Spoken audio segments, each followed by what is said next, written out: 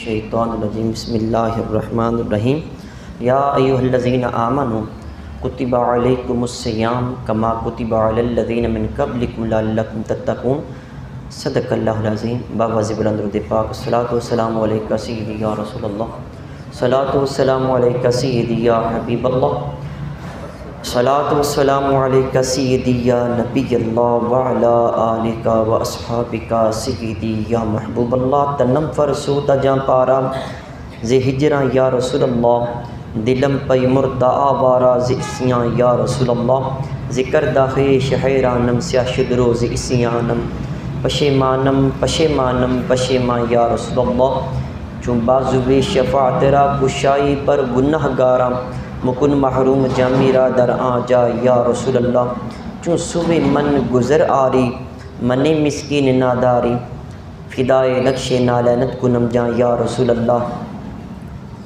فدائے نقش نالینت کنم جان یا رسول اللہ فدائے نقش نالینت کنم جان یا رسول اللہ گناہ گارم سیاہ کارم شفاعت یا رسول اللہ خراب و خستہ و خارم شفاعت یا رسول اللہ تو غنی از ہر دو عالم من فقیر روز محشر عذر ہائے من پذیر گر تمی بینی حسابم ناگزیر از نگاہ مصطفیٰ پناہ بگیر میری زندگی کا مقصد تیرے دین کی سرفرازی میں اسی لیے مسلمان میں اسی لیے نمازی میرے نہایت واجب الاحترام عزیز بزرگوں دوستو رمضان مبارک کی آمد ہے تو آپ کو پتہ ہے ہم دنیا میں رہتے ہوئے کوئی بھی بڑا ایونٹ آئے کوئی بڑا فنکشن ہمارے لیے آئے تو ہم اس کے لیے پریپریشن کرتے ہیں تیاری کرتے ہیں بڑے ایونٹ کی سیلیبریشن کے لیے تیاری بھی بڑی ہوتی ہے جیسے شادی بیاہ کے لیے کئی ماہ پہلے ہی ہم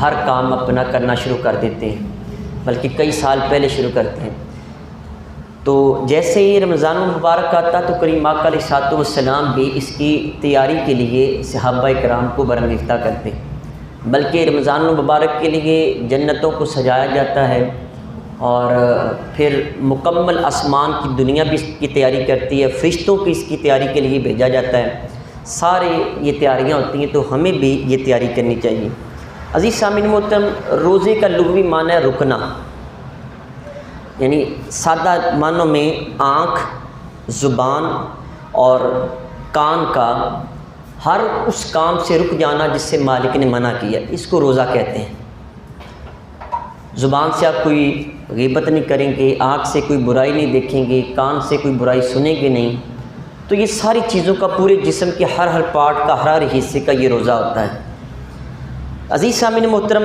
یہ روزے پہلی امتوں کے اوپر بھی فرض تھے ہمارے اوپر بھی فرض ہیں قرآن پاک کی آیت کا مفہوم ہے اور اللہ تعالیٰ نے اس کی ریزن اور وجہ یہ بیان کی لعلکم تتقون تاکہ تم متقی بن جاؤ تقوی والے بن جاؤ متقی کا مطلب ہے جن کاموں کا مالک نے حکم دیا وہ کرنے لگ جائیں جن سے مالک نے روکا ہے ان کو بندہ چھوڑ دے وہ متقی بن جاتا ہے تو یہ سمجھ لیں کہ ہمارا جیسے یہ ریفریشر کورس ہوتا ہے ایک مہینے کی کوئی ٹریننگ کے لیے کوئی ملازم کہیں جاتا ہے اپنی جاب کو چھوڑ کے درمیان میں تو یہ سمجھے کہ ہمارے لیے ایک بہت زبردست یہ طریقہ ہے یہ مہینہ ہے جس میں ہم نیکیوں کی اتنی پریکٹس کر لیں اپنے رب کا قرب حاصل کر لیں اللہ تبارک و تعالیٰ کی طرف سے بھرپور اس میں مدد کی جاتی ہے عزیز سامعین محترم میں اس جمعۃ المبارک کے اوپر ایک تو وہ حضور علیہ الصلوۃ والسلام کا خطبہ آپ کے سامنے عرض کروں گا جو آپ نے رمضان سے ایک دن پہلے دیا اور دوسرا کچھ اس کے طبی فوائد بھی آپ کے سامنے عرض کروں گا اس امید کے ساتھ کہ اللہ تعالیٰ ہمیں اس مہینے میں اس پر عمل کرنے کی توفیق عطا فرمائے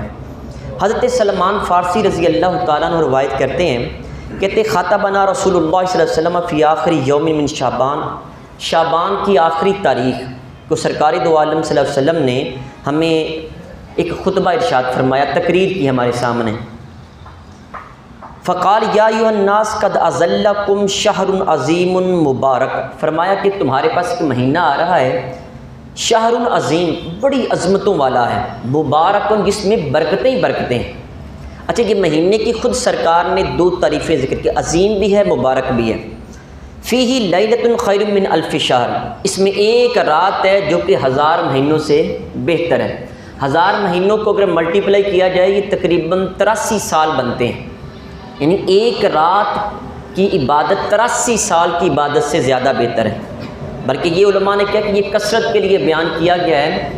جیسے ہم نہیں کہتے میں نے تمہیں 100 بار کہا ہے، میں نے تمہیں 1000 بار کہا ہے، 27 بار کہہ چکا ہوں یہ بات.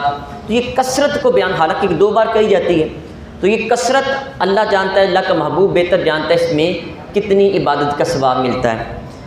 تو یہ 1000 مہینوں سے یہ بہتر ہے. پھر عزیز سامعین محترم، یہ جو لیلۃ القدر ہے یہ آخری طاق راتوں میں 21، 23، 25، 27 اور 29 ان راتوں میں سے کوئی ایک رات ہے.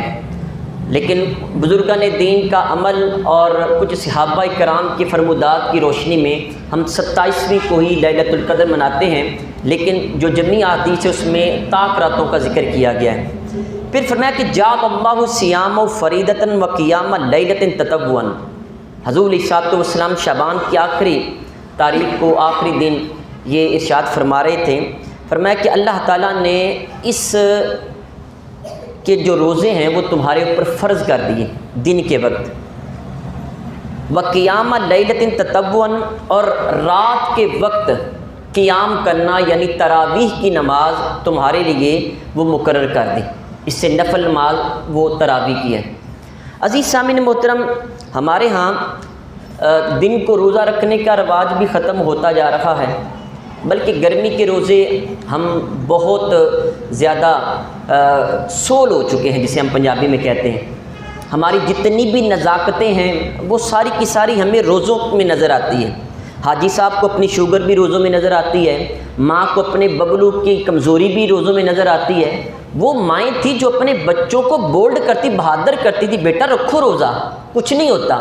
اکثر بچے روزہ رکھنا چاہتے ہیں، مائیں کہتی نہیں پتر رہنے دے. ماں مفتی بن جاتی ہے، باپ مفتی بن جاتا ہے، جی بیٹا رہنے دے کچھ نہیں ہوتا، آپ کے پہ کون سا ہے. حالانکہ بچے کی عمر 10 سال سے زیادہ ہے.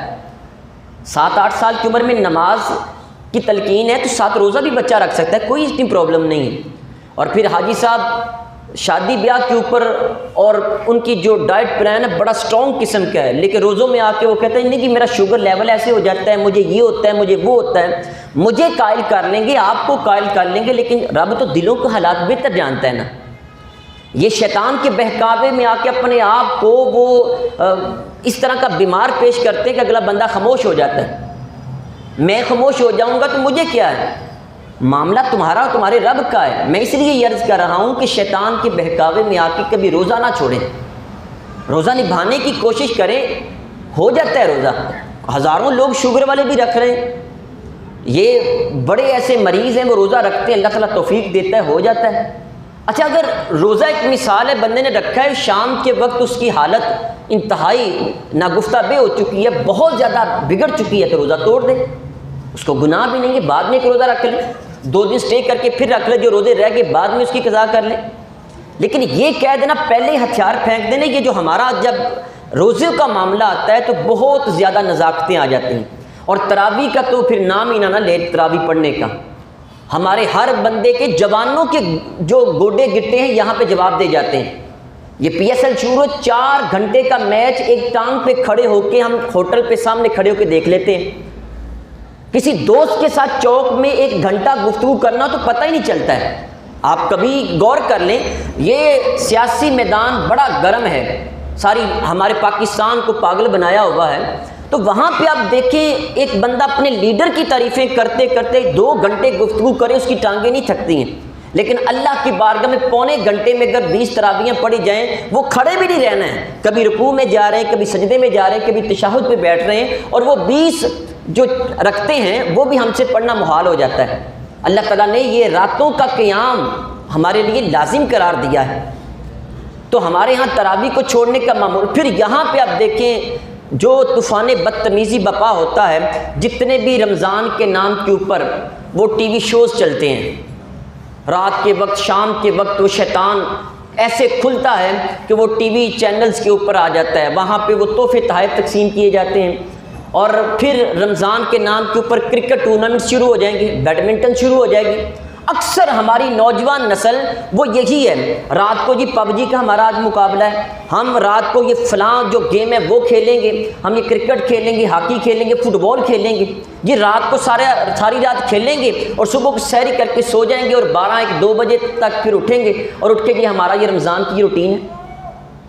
مجھے بتائیں کیا یہ رمضان کے احترام ہے؟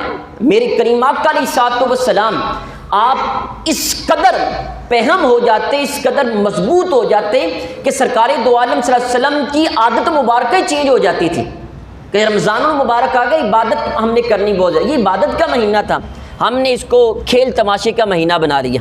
عزیز سامعین محترم، میرے کریم آقا صلی اللہ علیہ وآلہ وسلم نے فرمایا کہ اس کی جو دن ہے اس کو روزہ اور راتوں کا قیام یعنی تراویح اللہ تبارک و تعالیٰ نے اس میں لازم قرار دی، نفلی عبادت کرنی چاہیے۔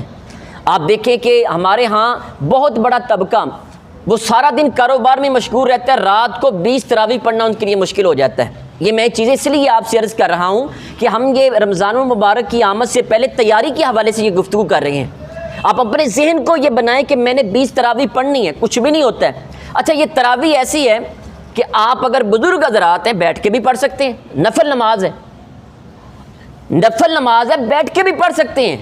ہمارے ہاں اللہ تعالیٰ کروڑہا رحمتیں نازل کرے، ہمارے وہ بابا جی لودھی صاحب، ابراہیم لودھی صاحب رحمۃ اللہ علیہ، 80 سال کی عمر تھی، 20 تراویح کھڑے ہو کے پڑھا کرتے تھے۔ میں نے کئی مرتبہ یہ عرض کیا کہ بابا جی آپ بیٹھ کے پڑھ لیں، مسئلہ ہی کوئی نہیں ہے، آپ کے لیے شریعت نے اجازت دی ہے۔ کہتے نہیں جی لاما صاحب وہ سواد نہیں آتا ہے بیٹھ کے پڑھنے کا، کچھ بھی نہیں ہوتا ہے۔ ہم دنیا داروں کے لیے اتنی کوشش کرتے ہیں تو دین کے لیے نہیں کر سکتے، اللہ کے لیے نہیں کر سکتے، آخرت کے لیے نہیں کر سکتے۔ پھر حضور صلی اللہ علیہ وسلم نے فرمایا من تقرب فیہ بخسرۃ کان کمن ادى فریضۃ فیما سواہ ومن ادى فریضۃ فیہ کمن کان کمن ادى 70 فریضۃ فیما سواہ۔ اس میں نیکیوں کا بٹوارہ کیسے ہوتا ہے؟ فرمایا کہ جو رمضان المبارک میں نفل ادا کرتا ہے اس کو فرض کے برابر ثواب ملتا ہے، اور جو فرض ہے ایک ادا کرے اس کو 70 فرضوں کے برابر اللہ ثواب عطا کرتا ہے۔ یہ رحمتوں کا مہینہ ہے، اس طرح اللہ تبارک و تعالیٰ نیکی کا ریٹ بڑھا دیتا ہے۔ یہ اللہ تعالیٰ کی طرف سے یہ پیکج دیا جاتا ہے، یہ پیکج کا مہینہ ہے جہاں اللہ کی طرف سے رحمتیں، برکتیں، وسعتیں وہ بانٹی جاتی ہیں۔ پھر حضور علیہ الصلوۃ والسلام نے فرمایا آخری شعبان کی آخری تاریخ کو صبح ایک رمضان مبارک شروع ہو رہا تھا، فرمایا وَهُوَ الشَّهْرُ الصَّبْرُ، یہ صبر کا مہینہ ہے، وَالصَّبْرُ ثَوَابُهُ الْجَنَّةُ، اور صبر کی جو جزا ہے وہ جنت ہے، صبر کا بدلہ اللہ تعالیٰ جنت عطا کرتا ہے۔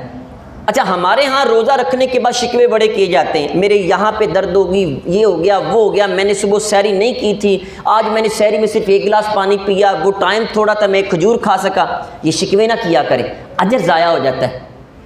آپ وہاں پہ صبر کا مہینہ ہے، اگر ایک دن سحری نہیں ہوتی کچھ نہیں ہوتا ہے، بندہ دن 1 ہفتہ پانی کے بغیر زندہ رہ سکتا ہے، 3 دن پانی کے بغیر، اور غالباً 6-7 دن بندہ کھانے کے بغیر زندہ رہ سکتا ہے، کچھ بھی نہیں ہوتا ہے۔ اور پھر یہ روحانی طاقت بندے کو جو اللہ کے نام پہ جو بندے نے منہ بند کر لیا ہے، پھر اللہ تعالیٰ روحانی غذا اس کو عطا فرماتا ہے۔ صبر کا مہینہ ہے، صبر سے کام لیا کریں۔ اور فرمایا بشہر المواسات، یہ غم خاری کا مہینہ ہے، غم بانٹنے کا مہینہ ہے۔ اگر آپ گھر میں 10 چیزیں بناتے ہیں تو کوشش کریں کہ 2 چیزیں اپنے ہمسایوں کے لیے بھی بنائیں، ان کے بھی غم بانٹیں۔ آپ اگر خود افطاری اچھی کرتے ہیں تو اپنی حلال کمائی میں سے کوشش کریں کسی کو اپنی افطاری میں شریک کریں، سحری میں شریک کریں، یا کسی کے گھر میں یہ دے آئیں۔ صحابہ اکرام کے جذبات تو کمال کے تھے، کیسے وہ غم گسار تھے، کیسے وہ غم خار تھے، لوگوں کے غم کیسے بانٹتے تھے، ان کے اندر یہ جذبہ کیسا تھا۔ حضرت ابو جہم رضی اللہ تعالیٰ عنہ کہتے ہیں جنگ یرموک تھی تو میرا چچا کا بھائی بھی اس میں جنگ میں شریک تھا، کہتے میں بھی جب جنگ ختم ہوئی تو میں نے کہا کہ میں میدان جنگ میں جا کے دیکھتا ہوں کہیں میرے چچا زاد بھائی بھی زخمی نہ ہوں، تو کہتے میں اس نیت سے شاط مشکیزہ بھی لے گیا کہ اگر ان میں اندر کوئی زندگی کی رمق ہوئی، اگر پانی کی ضرورت ہوئی چلو پانی پلا دیں گے ان کو۔ کہتے جب میں وہاں گیا تو دیکھا میرا جو چچا زاد بھائی تھا وہ زخمیوں میں موجود تھا۔ میں جب وہاں گیا تو میں نے دیکھا کہ وہ کرا رہا تھا درد کی وجہ سے، اور ایسے تھا جیسے آخری لمحات ہوں۔ کہتے میں نے اس کو پوچھا جی کوئی ضرورت ہے؟ انہوں نے کہا مجھے پانی پلاؤ۔ کہتے جب میں پانی ڈالنے لگا ان کے منہ میں ڈالنے لگا تو ان کے پہلو سے آواز آئی، تو میرے چچا زاد بھائی نے کہا مجھے چھوڑو پہلے اس کی بات سنو۔ کہتے جب میں اس کی طرف گیا تو ان کو بھی پانی کی پیاس تھی، جب میں ان کے پاس گیا تو ان کے پہلو میں کسی اور بندے کی آواز آئی، تو کہتے انہوں نے کہا مجھے چھوڑو پہلے ان کی طرف جاؤ، اپنا غم بھول گئے، اپنی تکلیف درد بھول گئے، کہتے ان کی طرف جاؤ۔ حضرت ابو جہم کہتے ہیں جب میں تیسرے شخص کی طرف دوڑ کے گیا تو میرے جاننے میں بہت دیر ہو گئی، وہ اللہ کو پیارے ہو گئے تھے، شہید ہو گئے۔ جب میں دوسرے کے پاس آیا وہ بھی شہید ہو چکے تھے، جب چچا زاد بھائی کے پاس آیا وہ بھی شہید ہو چکے تھے، ایک پانی کا گھونٹ بھی نہیں۔ یہ غم گساری تھی، یہ مواسات کا مہینہ ہے، اس میں غم بانٹے جاتے ہیں، خوشیاں تقسیم کی جاتی ہیں۔ حضور صلی اللہ علیہ وسلم نے فرمایا شہر یزاد فی رزق المومن فیہ، یہ وہ مہینہ ہے رمضان مبارک کا جس میں مومن کے رزق کو بڑھا دیا جاتا ہے، اللہ کی طرف سے برکتیں آ جاتی ہیں۔ سحریاں افطاریاں کریں، یقین مانیں آپ کے گھر میں برکتیں آئیں گی۔ برکت ایک بہت وسیع کنسیپٹ ہے، بہت کھلا یہ مفہوم ہے، ہمارے ذہن میں برکت نہیں آ سکتی۔ میں اکثر یہ مثال دیا کرتا ہوں، ہمارے ایک دوست تھے قاری صاحب، انہوں نے 12,000 روپے کی موٹر سائیکل لی، امام مسجد تھے، تو کہتے ہیں 1 سال تک موٹر سائیکل پنکچر ہی نہیں ہوئی۔ یہی برکت ہوتی، آپ کے گھر میں بیماری نہ آئے، آپ کو کوئی تکلیف نہ آئے، آپ کہیں مطلب گاڑی پہ جا رہے ہیں، سامنے سے اچانک ایکسیڈنٹ ہوتے ہوتے بچ جاتے ہیں، بال بچ جاتے ہیں، یہ بھی برکت ہے۔ اگر ایکسیڈنٹ ہو جاتا تو ہزاروں لاکھوں کا نقصان ہو جانا تھا۔ تو برکت بڑی وسیع ہے، اللہ تعالیٰ فرماتا ہے اس میں رزق بڑھا دیا جاتا ہے، مطلب برکتیں آ جاتی ہیں۔ پھر فرمایا کہ جو شخص اس میں روزے دار کو روزہ افطار کرواتا ہے اس کے لیے کیا اجر ہے؟ فرمایا کہ کان مغفرۃ لذنوبہ، اللہ اس کے گناہوں کو معاف فرما دیتا ہے۔ وَعِتْقَ رَقَبَةٍ مِّنَ النَّارِ، اس کی گردن کو جہنم سے آزاد کر دیتا ہے۔ وَكَانَ لَهُ مِثْلُ أَجْرٍ مِّنْ غَيْرٍ يُنْقَصُ مِّنْ أَجْرِ شَيْءٍ، اور تیسری اللہ تعالیٰ اس کو یہ نعمت عطا کرتا ہے کہ جتنا اس نے روزہ افطار کروانا جس کو کروایا، جتنا اجر اللہ تعالیٰ نے اس کو دیا ہے، اس کے روزے کا ثواب اس کو دیا ہے، اتنا اللہ تعالیٰ ثواب روزہ افطار کروانے والے کو بھی عطا کر دیتا ہے۔ 3 چیزیں اللہ تعالیٰ فرماتا ہے۔ اچھا، اب جب یہ منظر صحابہ کرام نے دیکھا کہ یہاں تو بہت یعنی کہ مشکل وقت بھی ہے، غریب صحابہ کرام بھی تھے کہ جو افطاری کسی کو کروائے گا تو اللہ تبارک و تعالیٰ اس کے گناہ معاف کرے گا، اس کی گردن کو جہنم سے آزاد کر دے گا، اور جس کی افطاری کروائی ہے اس کے روزے کا ثواب بھی اللہ تعالیٰ افطار کروانے والے کو دیتا ہے، 3 اجر ہے۔ تو صحابہ کرام نے عرض کیا کہ حضور اگر ہمارے پاس کوئی چیز افطار کروانے والی نہ ہو، ہم تو غریب ہیں، خود بڑی مشکل سے ہینڈ ٹو ماؤتھ ہمارا ہے، مشکل سے گزر بسر کرتے ہیں، تو ہم اگر افطار نہ کروا سکتے تو پھر کیا کریں؟ تو کریم آقا صلی اللہ علیہ وآلہ وسلم نے ارشاد فرمایا کہ یؤتی اللہ ھذا الثواب من فطر صائما علی تمرۃ او شربۃ ماء اور مزقۃ لبن۔ سرکار دو عالم صلی اللہ علیہ وسلم نے فرمایا جس نے ایک کھجور کے ساتھ، پانی کے ایک گھونٹ کے ساتھ یا دودھ کے ایک گھونٹ کے ساتھ کسی کا روزہ افطار کروایا، اللہ تعالیٰ اسے بھی یہ اجر عطا فرمائے گا۔ اچھا، ایک روایت میں ہے کہ حضور علیہ السلام نے فرمایا جس نے حلال کمائی سے کسی مسلمان بھائی کی افطاری کروائی، یہ شرط ہے وہ حدیث میں حلال کمائی کی، حرام کمائی سے کوئی بھی عمل قبول نہیں ہوتا۔ حرام کمائی بندہ کسی کا ڈاکہ ڈال کے اور کسی کی بیٹی کی شادی کر دے، وہ کیا اجر ملے گا؟ کوئی نہیں ملتا ہے۔ یہ ایسے ہمیں شیطان نے بہکایا ہوا ہے کہ حرام حلال کی کمائی ملا کے اور مسجدیں بنوا دے، وہ مدرسے بنوا دے اور کہیں کہ یہ اتنے بڑے ختم دروا دے کہ اللہ اجر عطا کرتا ہے، کوئی نہیں ملتا ہے۔ اللہ خود پاک ہے اور پاک کو پسند کرتا ہے، وہ حرام کو کیسے پسند کرے گا؟ تو جس نے حلال کمائی سے کسی مسلمان بھائی کا روزہ افطار کروایا تو سرکار دو عالم صلی اللہ علیہ وآلہ وسلم فرماتے ہیں کہ اللہ تبارک و تعالی رمضان کی راتوں میں فرشتوں کو بھیجتا ہے جو اس بندے کے اوپر رحمت نازل کرتے ہیں، اور جبریل علیہ السلام اس بندے سے رمضان المبارک میں سلام لیتے ہیں۔ اچھا، پھر یہاں یہ سوال پیدا ہوتا ہے کہ جب جبریل سلام لے ہمیں کیسے پتہ چلے گا؟ حضور علیہ السلام فرماتے ہیں اس کی 2 علامتیں ہیں۔ جب جبریل کسی سے سلام لیں گے رمضان المبارک میں تو اس کی 2 علامتیں ظاہر ہوں گی۔ جب جبریل سلام لیں گے بندے کا دل نرم ہو جائے گا، آنکھوں سے آنسو چھمجھم برسنا شروع ہو جائیں گے۔ یہ جبریل علیہ السلام کے سلام لینے کی یہ نشانی ہے۔ تو جو حلال کمائی سے روزہ افطار کروائے، جبریل سلام لیتے ہیں، اللہ گناہوں کو بخش دیتا ہے اور گردن کو آزاد کر دیتا ہے، اور جس کی افطاری کروائی اس کے برابر اللہ اجر بھی عطا کرتا ہے۔ پھر عزیز سامعین محترم، اس سے آگے چلیں، اسی ایک خطبے میں، اسی تقریر میں سرکار دو عالم صلی اللہ علیہ وسلم نے یہ بھی فرمایا کہ اس مہینے کے 3 حصے ہیں۔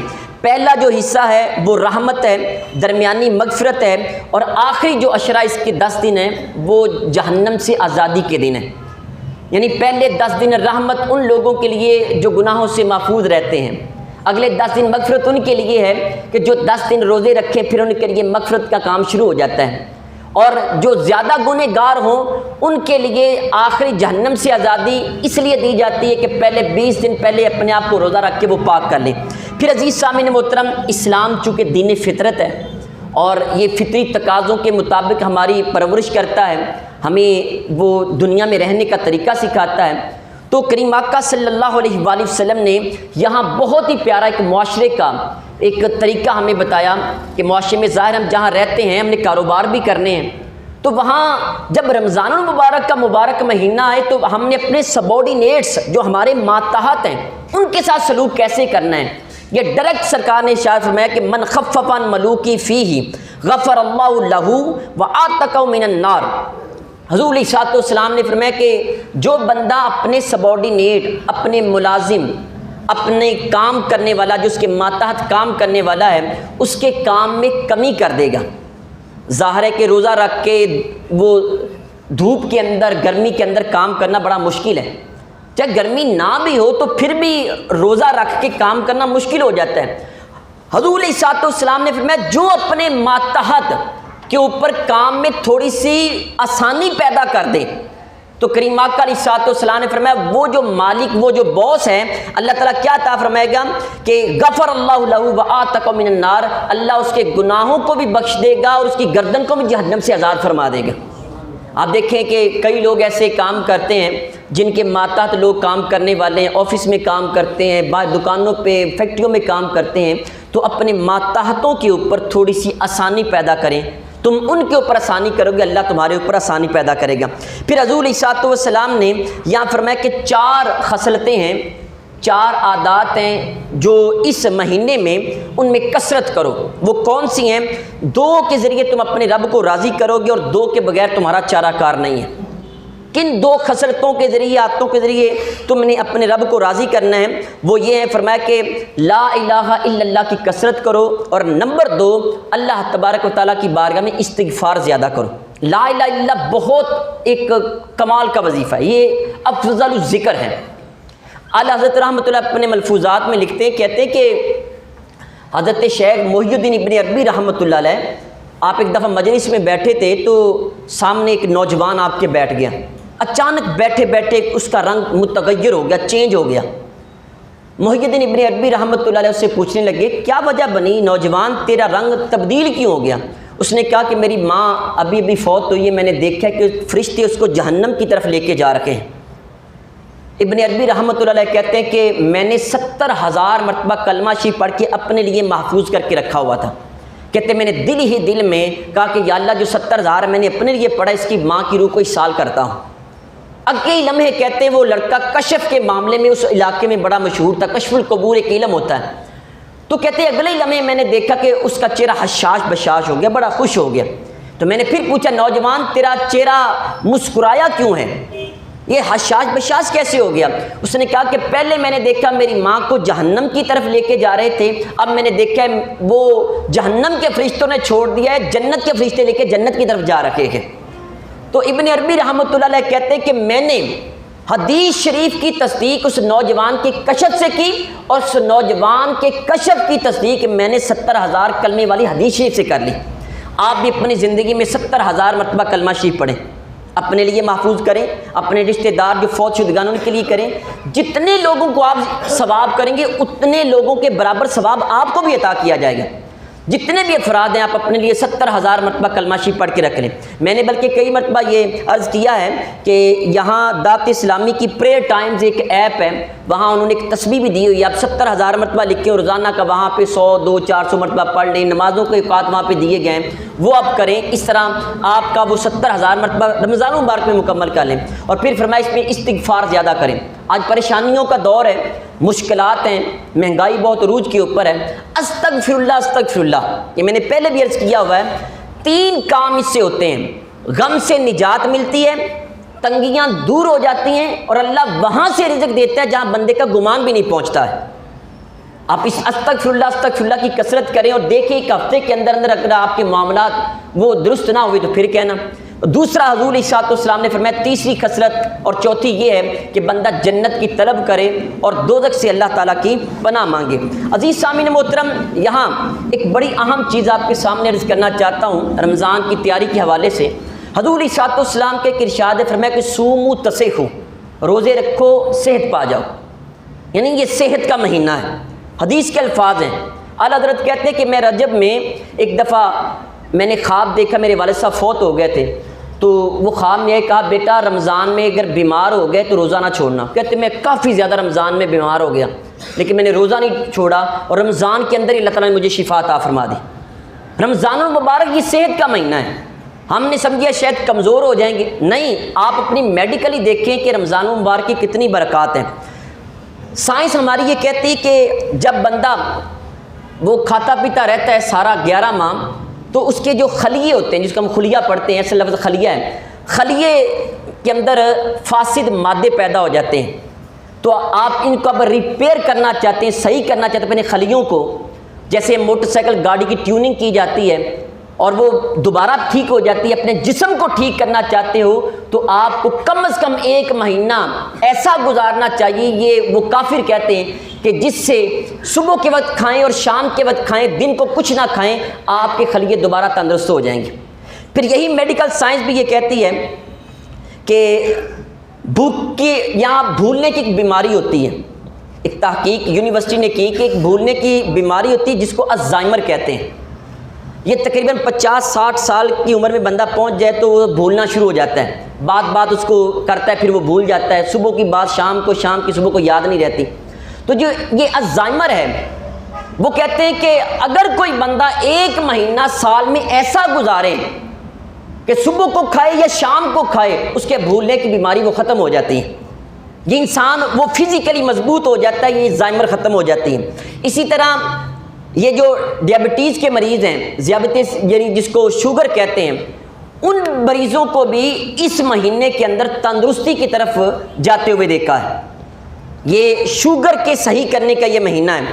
اسی طرح یہ میڈیکل سائنس یہ کہتی ہے کہ کارڈیک پیشنٹ جو ہیں، دل کے مریض جو ہیں، ان کی بیماریاں بھی اس مہینے میں ٹھیک ہوتی ہیں 1 مہینہ روزے رکھنے سے۔ وہ کہتے ہیں کہ جو فاضل مادے ہوتے ہیں، وہ فالتو جو مادے ہیں، وہ خون لے جانے والی شریانوں میں وہ جمنا شروع ہو جاتے ہیں۔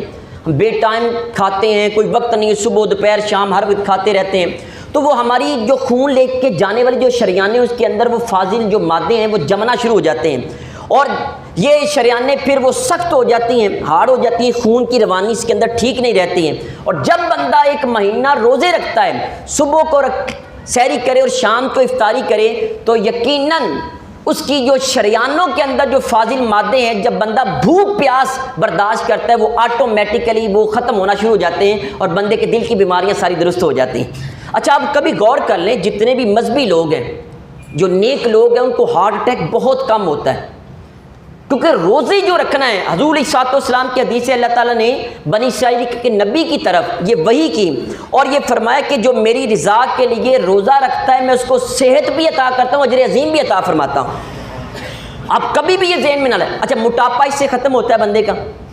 آج سب سے زیادہ ہماری نوجوان نسل سے لے کر بڑھاپے تک جتنے بھی لوگ ہیں، سب کی یہی کوشش ہے کہ ہمارے اوپر موٹاپا نہ آئے۔ آپ 1 مہینہ روزہ رکھ لیں اور اس نیت سے رکھیں کہ آپ نے اس میں فٹ ہونا ہے تو فٹ ہو جائیں گے، کمزور نہیں ہوتا بندہ، اس میں مضبوط ہوتا ہے۔